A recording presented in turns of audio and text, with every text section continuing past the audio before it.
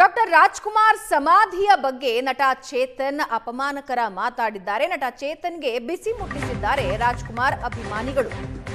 ನಟ ಚೇತನ್ ಮನೆಗೆ ಕನ್ನಡ ಪರ ಹೋರಾಟಗಾರರು ಮುತ್ತಿಗೆ ಹಾಕಿದ್ರು.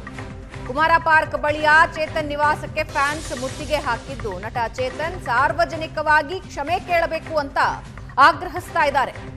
ಸಾರಾ ಗೋವಿಂದು ಸೇರಿದಂತೆ ರಾಜ್ ಅಭಿಮಾನಿಗಳು ಮುತ್ತಿಗೆ ಹಾಕಿದ್ದಾರೆ. ಈ ವೇಳೆ ಚೇತನ್ ರಾಜ್ ಅಭಿಮಾನಿಗಳ ನಡುವೆ ಮಾತಿನ ಚಕಮಕಿ ನಡೆಯಿತು. ಏಕವಚನದಲ್ಲೇ ಚೇತನ್ಗೆ ತರಾಟೆಗೆ ತಗೊಂಡಿದ್ದಾರೆ. ಅಭಿಮಾನಿಗಳ ಒತ್ತಡಕ್ಕೆ ಮಣಿದು ಕ್ಷಮೆ ಕೇಳಿದ್ದಾರೆ ನಟ ಚೇತನ್. ಡಾಕ್ಟರ್ ರಾಜ್ಕುಮಾರ್ ವಿರುದ್ಧದ ಟ್ವೀಟ್ಗೆ ನಟ ಚೇತನ್ ಕ್ಷಮೆಯಾಚನೆ ಮಾಡಿದ್ದಾರೆ.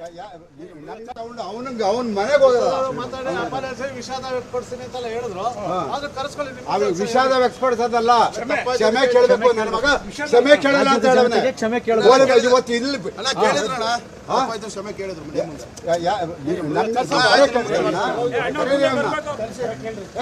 ಅವನ್ಯಾರು ನಮ್ಮ ಮುಂದೆ ಮೀಡಿಯಾ ಮುಂದೆ ಕೇಳಿದ್ರೆ ನಿಮ್ಮ ಮುಂದೆ ಇಲ್ಲ ಕ್ಷಮಾಪಣೆ ಯಾಚಿಸಬೇಕು. ದಯವಿಟ್ಟು ಚೇತನ್ ಅವರು ಈಚೆ ಬರಬೇಕು. ದಯಮಾಡಿ ಚೇತನ್ ಅವರೇ ಈಚೆ ಬರಬೇಕು. ಬರಲ್ಲ ಅಂದ್ರೆ ಗೇಟ್ ಹೊಡ್ಕೊಂಡು ಬರ್ತಾರಣ ಅವನಿಗೆ ಅವನ್ ಮನೆಗೆ ವಿಷಾದ ವ್ಯಕ್ತಪಡಿಸ್ತೀನಿ ಅಂತ ಹೇಳಿದ್ರು. ವಿಷಾದ ವ್ಯಕ್ತಪಡಿಸೋದಲ್ಲ, ಕ್ಷಮೆ ಕೇಳಬೇಕು. ನನ್ನ ಮಗ ಕ್ಷಮೆ ಕೇಳಲ್ಲ ಅಂತ ಹೇಳವನೆ. ಕ್ಷಮೆ ಕೇಳೋದು ಇವತ್ತು ಇಲ್ಲಿ ಕ್ಷಮೆ ಕೇಳಿದ್ರು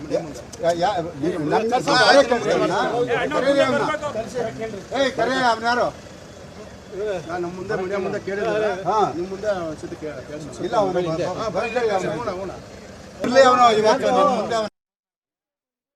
ಕ್ಷಮಾಪಣೆ ಯಾಚಿಸಬೇಕು. ದಯವಿಟ್ಟು ಚೇತನ್ ಅವರು ಈಚೆ ಬರಬೇಕು. ದಯಮಾಡಿ ಚೇತನ್ ಅವರೇ ಈಚೆ ಬರಬೇಕು. ಬರಲ್ಲ ಅಂದ್ರೆ ಗೇಟ್ ಹೊಡ್ಕೊಂಡು ಬರ್ತಾರಣ ಅವನಿಗೆ ಅವನ್ ಮನೆಗೆ ವಿಷಾದ ವ್ಯಕ್ತಪಡಿಸ್ತೀನಿ ಅಂತ ಹೇಳಿದ್ರು.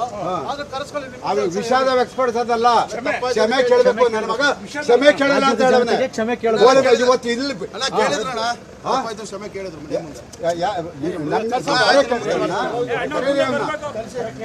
ಕರೆ ಅವನ್ಯಾರು ನಮ್ಮ ಮುಂದೆ ಮೀಡಿಯಾ ಮುಂದೆ ಕೇಳಿದ್ರೆ ನಿಮ್ಮ ಮುಂದೆ ಇಲ್ಲ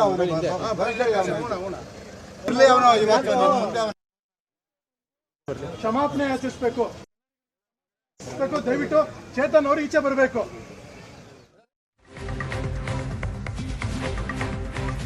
ಈ ವೇಳೆ ಚೇತನ್ ರಾಜ್ ಅಭಿಮಾನಿಗಳ ನಡುವೆ ಮಾತಿನ ಚಕಮಕಿ ನಡೆದು ಏಕವಚನದಲ್ಲಿ ಚೇತನ್ಗೆ ತರಾಟೆಗೆ ತಗೊಂಡ್ರು ಅಭಿಮಾನಿಗಳು.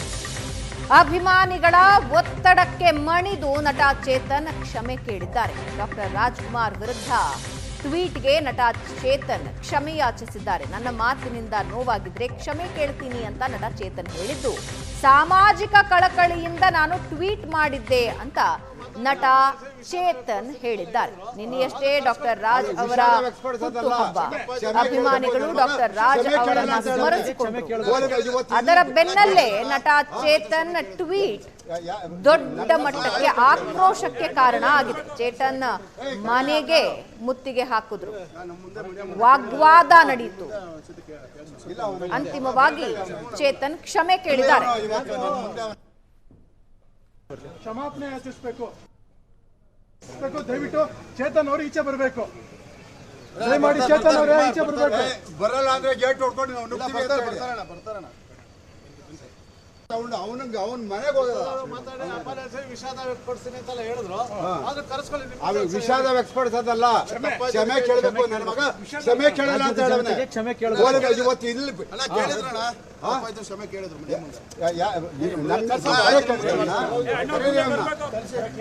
ಕರೆ ಅವನ್ಯಾರು ನಮ್ಮ ಮುಂದೆ ಮೀಡಿಯಾ ಮುಂದೆ ಕೇಳಿದ್ರೆ ನಿಮ್ಮ ಮುಂದೆ ಇಲ್ಲ ಕ್ಷಮಾಪಣೆ ಯಾಚಿಸಬೇಕು. ದಯವಿಟ್ಟು ಚೇತನ್ ಅವರು ಈಚೆ ಬರಬೇಕು. ದಯಮಾಡಿ ಚೇತನ್ ಅವರೇ ಈಚೆ ಬರಬೇಕು. ಬರಲ್ಲ ಅಂದ್ರೆ ಗೇಟ್ ಹೊಡ್ಕೊಂಡು ಬರ್ತಾರಣ ಅವನಿಗೆ ಅವನ ಮನೆಗೆ ಹೋಗೋದ ಮಾತಾಡಿ ಅಪಾಲಜಿ ವಿಷಾದ ವ್ಯಕ್ತಪಡಿಸ್ತೀನಿ ಅಂತೆಲ್ಲ ಹೇಳಿದ್ರು. ಆದ್ರೆ ಕರೆಸ್ಕೊಳ್ಳಿ ಅದು ವಿಷಾದ ವ್ಯಕ್ತಪಡಿಸೋದಲ್ಲ, ಕ್ಷಮೆ ಕೇಳಬೇಕು. ನನ್ನ ಮಗ ಕ್ಷಮೆ ಕೇಳಲ್ಲ ಅಂತ ಹೇಳವನೆ. ಇವತ್ತು ಇಲ್ಲಿ ಕ್ಷಮೆ ಕೇಳಿದ್ರು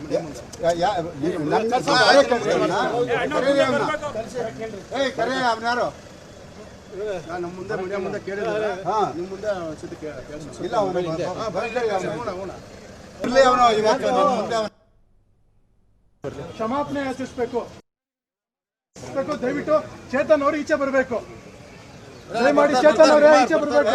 ಬರಲ್ಲ ಅಂದ್ರೆ ಗೇಟ್ ಹೊಡ್ಕೊಂಡು ನಾವು ಬರ್ತಾರಣ ಅವನಿಗೆ ಅವನ ಮನೆಗೆ ಹೋಗೋದ ಮಾತಾಡಿ ಅಪಾಲಜಿ ವಿಷಾದ ವ್ಯಕ್ತಪಡಿಸ್ತೀನಿ ಅಂತೆಲ್ಲ ಹೇಳಿದ್ರು. ಆದ್ರೆ ಕರೆಸ್ಕೊಳ್ಳಿ ಅದು ವಿಷಾದ ವ್ಯಕ್ತಪಡಿಸೋದಲ್ಲ, ಕ್ಷಮೆ ಕೇಳಬೇಕು. ನನ್ನ ಮಗ ಕ್ಷಮೆ ಕೇಳಲ್ಲ ಅಂತ ಹೇಳವನೆ. ಇವತ್ತು ಇಲ್ಲಿ ಸಮಾಚಾರ ಏನ್ ನಿನ್ ಸಮಾಚಾರ? ಏನ್ ನಿನ್ ಸಮಾಚಾರ? ಏನ್ ಗೌರವ? ನಿನ್ಗೇನು ಗೌರವ ಕೊಡ್ತಾರೆ? ಯಾರು ಅಂತ ನಿನ್ ಗೌರವ ಕೊಡ್ತಾರೆ? ಯಾರು ಅಂತ ನಿನ್ ಗೌರವ ಕೊಡ್ತಾರೆ? ನೀನ್ ಯಾರು? ನೀನ್ ಯಾರು? ನೀನ್ ಯಾರು? ಕುಮಾರ ಕ್ಷಮೆ ಕೇಳಲ್ಲ ಕ್ಷಮೆ ಕೇಳಲ್ಲ ಅಂತೀಯ ಅಂತ ದೊಡ್ಡ ಮನುಷ್ಯನ ಬಗ್ಗೆ ಮಾತಾಡಿ.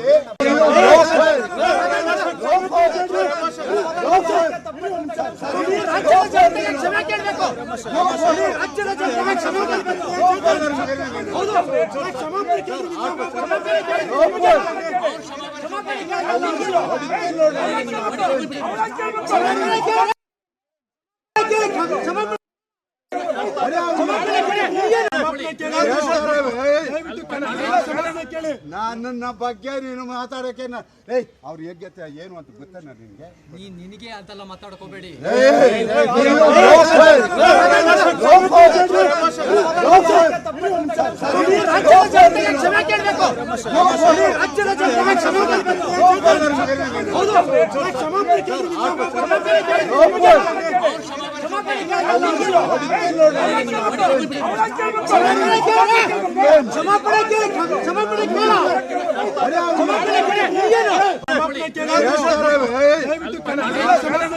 ನನ್ನ ಬಗ್ಗೆ ನೀನು ಮಾತಾಡಕ್ಕೆ ಅವ್ರ ಯೋಗ್ಯತೆ ಏನು ಅಂತ ಗೊತ್ತೇನ ನಿನ್ಗೆ?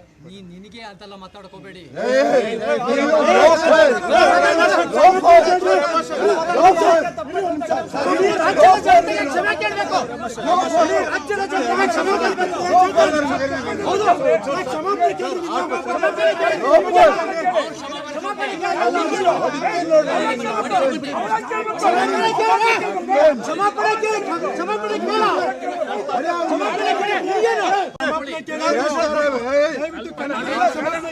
ನನ್ನ ಬಗ್ಗೆ ನೀನು ಮಾತಾಡಕ್ಕೆ ಅವ್ರ ಯೋಗ್ಯತೆ ಏನು ಅಂತ ಗೊತ್ತೇನ ನಿನ್ಗೆ? ನಿನಗೆ ಅಂತೆಲ್ಲ ಮಾತಾಡ್ಕೋಬೇಡಿ.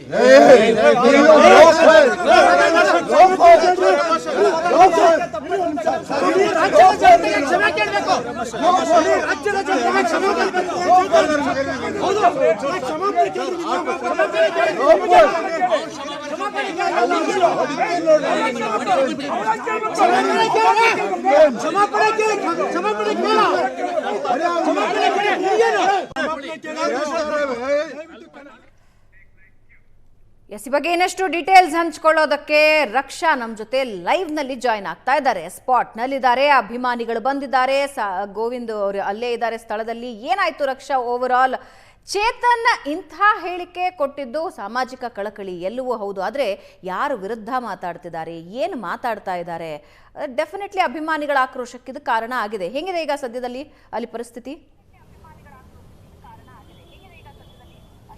ಭಾವನೆ, ಸದ್ಯಕ್ಕೆ ಪರಿಸ್ಥಿತಿ ತಿಳಿಯಾಗಿದೆ ಅಂತಲೇ ಹೇಳ್ಬೋದು. ಆದರೆ ಚೇತನ್ ನೀಡಿರುವಂತಹ ಹೇಳಿಕೆ ಏನಿದೆ, ಸೊ ಏಕಾಏಕಿ ಈ ರೀತಿಯಾದಂತಹ ಒಂದು ಟ್ವೀಟ್ನ ಮಾಡೋದು ಸಾಮಾಜಿಕ ಜಾಲತಾಣಗಳಲ್ಲಿ, ಅದನ್ನು ಕೂಡ ಇಡೀ ಕರ್ನಾಟಕ ಜನತೆ ಆರಾಧ್ಯ ದೈವ ಅಂತೇಳಿ ಪರಿಗಣಿಸುವಂತಹ ಕಲಾಭಿಮಾನಿಗಳ ಒಂದು ಆರಾಧ್ಯ ದೈವ ಆಗಿರುವಂತಹ ರಾಜ್ಕುಮಾರ್ ಅವ್ರ ಬಗ್ಗೆ ಮಾತಾಡುವಂಥದ್ದು ಇದೆಯಲ್ಲ, ಅದು ನಿಜಕ್ಕೂ ಕೂಡ ಎಚ್ಚರಿಕೆ ಇರಬೇಕಿತ್ತು ಅಂತ ಅನ್ಸುತ್ತೆ ಚೇತನ್ಗೂ ಕೂಡ.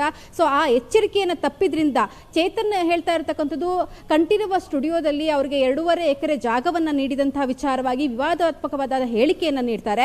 ಆದರೆ ಆ 2.5 ಎಕರೆ ಜಾಗದಲ್ಲಿ ಏನು ರಾಜ್ಕುಮಾರ್ ಅವರ ಒಂದು ಸಮಾಧಿಯನ್ನ ನಾವು ನೋಡ್ತೀವಿ, ಅದನ್ನ ಸಮಾಧಿ ರೀತಿಯಲ್ಲ, ದೇವಸ್ಥಾನದ ರೀತಿ ಇಡೀ ಕರ್ನಾಟಕದ ಜನತೆ ನೋಡ್ತಾರೆ. ಅಂತಹ ಸಂದರ್ಭದಲ್ಲಿ ಈ ರೀತಿಯಾದಂತಹ ಹೇಳಿಕೆಯನ್ನು ನೀಡಿರೋದು ಇಡೀ ಕರ್ನಾಟಕದ ಜನರ ಒಂದು ಕೆಂಗಣಿಗೆ ಗುರಿಯಾದ್ರು ಇವತ್ತು ಚೇತನ್ ಅಂತಾನೆ ಹೇಳ್ಬೋದು. ಸಾಕಷ್ಟು ಜನ ಇದ್ರ ಬಗ್ಗೆ ಸಾಕಷ್ಟು ಚರ್ಚೆಗಳನ್ನು ನಡೆಸಿದ್ರು, ವಿರೋಧವನ್ನು ಕೂಡ ವ್ಯಕ್ತಪಡಿಸಿದ್ರು. ಚೇತನ್ ಈ ರೀತಿ ಮಾತನಾಡುವಂತಹ ಅಗತ್ಯ ಇಲ್ಲ ಅಂತಕ್ಕಂಥದ್ದು. ಹಾಗೆಯೇ ಚೇತನ್ ಕರ್ನಾಟಕ ರಾಜ್ಯದಲ್ಲಿ ಇರುವಂತಹ ಯಾವುದೇ ರೀತಿಯಾದಂತಹ ಸಿನಿಮಾದಲ್ಲಿಯೂ ಕೂಡ ಆಗಿರ್ಬೋದು ಅಥವಾ ಕರ್ನಾಟಕ ರಾಜ್ಯದಲ್ಲಾಗಿರ್ಬೋದು ಯಾವುದೇ ರೀತಿಯಾದಂತಹ ಒಂದು ಕ್ರಿಯಾತ್ಮಕವಾಗಿ ಇಲ್ಲ. ಸದ್ಯದಲ್ಲಿ ಅವರು ಸಂಪೂರ್ಣವಾಗಿ ಡಮ್ ಆಗಿದ್ದಾರೆ. ಇಂತಹ ಸಂದರ್ಭದಲ್ಲಿ ಅವರು ತಮ್ಮ ಒಂದು ಜನಪ್ರಿಯತೆಗೋಸ್ಕರ ಈ ರೀತಿಯಾದಂತಹ ಹೇಳಿಕೆಯನ್ನು ನೀಡಿದ್ರ ಅನ್ನುವಂತಹ ವಿರೋಧ ಕೂಡ ವ್ಯಕ್ತ ಆಯಿತು. ಸೊ ಇದನ್ನ ಬಹಳ ತೀಕ್ಷ್ಣವಾಗಿ ಪರಿಗಣಿಸಿರುವಂತಹ, ತೀಕ್ಷ್ಣವಾಗಿ ವಿರೋಧಿಸಿದಂತಹ ಕನ್ನಡ ಪರ ಹೋರಾಟಗಾರರು ಇವತ್ತು ಏಕಾಏಕಿ ಅವರ ಮನೆಗೆ ಮುತ್ತಿಗೆಯನ್ನು ಹಾಕಿದ್ರು ಸಂಜೆ ವೇಳೆಗೆ. ಈಗಾಗಲೇ ವಿರೋಧವನ್ನು ವ್ಯಕ್ತಪಡಿಸಿದ್ರು ಕೂಡ. ಅದಾದ ನಂತರ ಸಾರಾ ಗೋವಿಂದ್ ಅವರು ಒಂದಷ್ಟು ಜನರ ಸಮ್ಮುಖದಲ್ಲಿ ಅವರ ಮನೆಗೆ ಮುತ್ತಿಗೆಯನ್ನು ಹಾಕ್ತಾರೆ. ಈ ಸಂದರ್ಭದಲ್ಲಿ ಚೇತನ್ ಹೊರಗಡೆ ಬಂದು ಕ್ಷಮೆಯನ್ನು ಕೇಳಬೇಕು ಅಂತ ಆಗ್ರಹಿಸ್ತಾರೆ. ಪ್ರಥಮವಾಗಿ ಚೇತನ್ ಹೊರಭಾಗದಲ್ಲಿ ಬರ್ತಾರೆ, ಆದರೆ ಯಾವುದೇ ರೀತಿಯಾದಂತಹ ಕ್ಷಮೆಯನ್ನು ಕೇಳೋದಿಲ್ಲ. ಕ್ಷಮೆಯನ್ನು ಕೇಳದೆ ಮತ್ತೆ ಒಳಕ್ಕೆ ಹೋಗುವಂಥದ್ದು. ನಂತರ ಪೊಲೀಸರ ಎದುರುಗಡೆನೆ ಅವರಿಬ್ಬರಿಗೂ ಕೂಡ ಚಕಮಕಿ ನಡೆಯುತ್ತೆ. ಅಂದ್ರೆ ಕನ್ನಡ ಹೋರಾಟಗಾರರಿಗೂ ಹಾಗೇನೆ ಚೇತನ್ಗೂ ಕೂಡ ಚಕಮಕಿ ನಡೆಯುತ್ತೆ. ಅಷ್ಟೇ ಅಲ್ಲ ಭಾವನಾ, ಇವತ್ತು ಬೆಳಗಿನಿಂದಲೂ ಚೇತನ್ ಹೇಳ್ತಾ ಇರ್ತಕ್ಕಂಥದ್ದು, ನಾನು ಯಾವುದೇ ರೀತಿಯಾದಂತಹ ಕ್ಷಮೆಯನ್ನ ಕೇಳೋದಿಲ್ಲ ಅನ್ನುವಂತಹ ಮಾತುಗಳನ್ನು ಕೂಡ ಮಾಧ್ಯಮಗಳ ಮುಂದೆ ಹೇಳಿದ್ರು. ಯಾವಾಗ ಹೋರಾಟ ತೀಕ್ಷ್ಣವಾಯಿತು, ಯಾವಾಗ ವಿರೋಧ ಹೆಚ್ಚಳವಾಯಿತು, ಅಂತಹ ಸಂದರ್ಭದಲ್ಲಿ ಬೇರೆ ವಿಧಿ ಇಲ್ಲ ಅನ್ನುವಂತಹ ಒಂದು ಸಂದರ್ಭದಲ್ಲಿ ಇವಾಗ ಅವರು ಏಕಾಏಕಿ ಹೊರಗಡೆ ಬಂದು ಹೋರಾಟಗಾರರ ಮುಂದೆ ಕ್ಷಮೆಯನ್ನ ಕೇಳಿರುವಂತಹ ಒಂದು ಘಟನೆ ನಡೆದಿರ್ತಕ್ಕಂಥದ್ದು ಭಾವನಾ.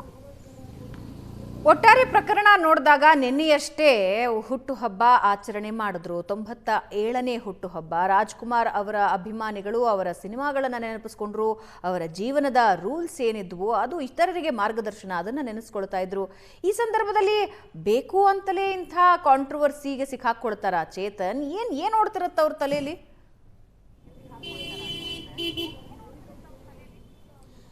ಭಾವನಾ, ನಿಜವಾಗ್ಲೂ ಕೂಡ ಯಾವ್ದಾದ್ರು ಒಂದು ಸಂಭ್ರಮ ಇದ್ದಾಗ, ಯಾವುದೇ ಒಂದು ಜನರು ಖುಷಿ ಪಡ್ತಿದ್ದಾರೆ ಅಂದಾಗ ಅಂತಹ ಸಂದರ್ಭಗಳಲ್ಲಿ ಮಾತನಾಡುವಂತಹ ಮಾತಾಗಿರ್ಲಿಲ್ಲ ಚೇತನ್ ಅಂತ ಹೇಳ್ಬೋದು. ಈ ಒಂದು ಮಾತು ಆಡೋಕ್ಕೂ ಮುಂಚಿತವಾಗಿ ಅವರು ಆಲೋಚನೆಯನ್ನ ಮಾಡಬೇಕು. ನಾನು ಯಾವ ಸಂದರ್ಭದಲ್ಲಿ ಈ ಒಂದು ವಿಚಾರವನ್ನ ಮಾತಾಡ್ತಾ ಇದ್ದೀನಿ, ಇದಕ್ಕೆ ಸೂಕ್ತವ, ಯಾರ ಬಗ್ಗೆ ಮಾತಾಡ್ತಿದ್ದೀನಿ ಅನ್ನುವಂತಹ ಅರಿವು ಚೇತನ್ಗೆ ಇರಬೇಕಿತ್ತು ಅನ್ಸುತ್ತೆ. ಆ ಅರಿವು ಇಲ್ಲದಿದ್ದಂತಹ ಕಾರಣಕ್ಕಾಗಿ ಈ ರೀತಿಯಾದಂತಹ ವಿರೋಧ ವ್ಯಕ್ತವಾಗಿರ್ತಕ್ಕಂಥದ್ದು. ಅಹಿಂಸಾ ಚೇತನ್ ಹೇಳಿದ್ದೊಂದು ಏನಂತ ಅಂದ್ರೆ, ಈ ಒಂದು ಪ್ರೈಮ್ ಸ್ಥಳದಲ್ಲಿ ಅಂದ್ರೆ ಕಂಠೀರವ ಸ್ಟುಡಿಯೋ ಅಂತ ಅಂದ್ರೆ ಸಾಕಷ್ಟು ಕಲಾವಿದರು ಬೆಳೆದು ಬಂದಂತಹ, ಸಾಕಷ್ಟು ಚಿತ್ರಗಳು ನಿರ್ಮಾಣ ಆದಂತಹ, ಐತಿಹಾಸಿಕ ಒಂದು ಚಿತ್ರಗಳು ನಿರ್ಮಾಣ ಆದಂತಹ ಒಂದು ಸ್ಥಳ. ಇಂತಹ ಸ್ಥಳದಲ್ಲಿ, ಪ್ರೈಮ್ ಸ್ಥಳದಲ್ಲಿ 2.5 ಎಕರೆಯನ್ನ ಅವರಿಗೆ ನೀಡುವಂತಹ ಅಗತ್ಯ ಏನಿತ್ತು ಅನ್ನುವ ರೀತಿಯಲ್ಲಿ ಅವರು ಟ್ವೀಟ್ ಮಾಡಿರ್ತಾರೆ. ಸೊ ತಮ್ಮ ಒಂದು ಮನಸ್ಥಿತಿ ಏನಿದೆ, ತಮ್ಮ ಹೇಳಿಕೆ ಏನಿದೆ ಅದು ಸರಿ ಅನ್ನೋ ರೀತಿಯಲ್ಲಿ ವಾದವನ್ನು ಕೂಡ ಮಾಡ್ತಾರೆ. ಆದ್ರೆ ಅವರು ಮಾಡಿದಂಥದ್ದು ಯಾವತ್ತು ಅಂತ ಅಂದ್ರೆ ಡಾಕ್ಟರ್ ರಾಜ್ಕುಮಾರ್ ಅವರ ಹುಟ್ಟುಹಬ್ಬದ ದಿನ. ನಿನ್ನೆ ಇಡೀ ರಾಜ್ಯನೇ ಸಂಭ್ರಮದಲ್ಲಿತ್ತು. ನಾವು ನೀವೆಲ್ಲ ನೋಡಿದ್ವಿ, ನಿನ್ನೆ IPL ಮ್ಯಾಚ್ ಕೂಡ ಇತ್ತು. IPL ಮ್ಯಾಚ್ ನಲ್ಲೂ ಕೂಡ ಸಂಪೂರ್ಣವಾಗಿ ಡಾಕ್ಟರ್ ರಾಜ್ಕುಮಾರ್ ಹಾಡುಗಳನ್ನೇ ಬ್ಯಾಕ್ ಟು ಬ್ಯಾಕ್ ಪ್ಲೇ ಮಾಡಿದ್ರು.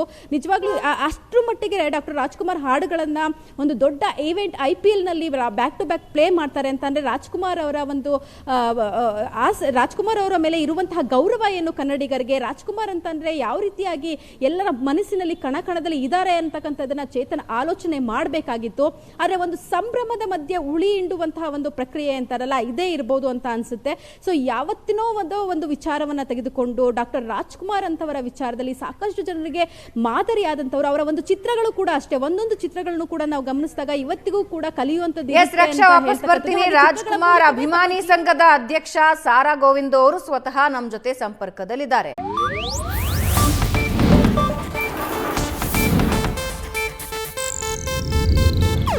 ಇದು ಏಷ್ಯಾನೆಟ್ ನ್ಯೂಸ್ ನೆಟ್ವರ್ಕ್ ಪ್ರಸ್ತುತಿ.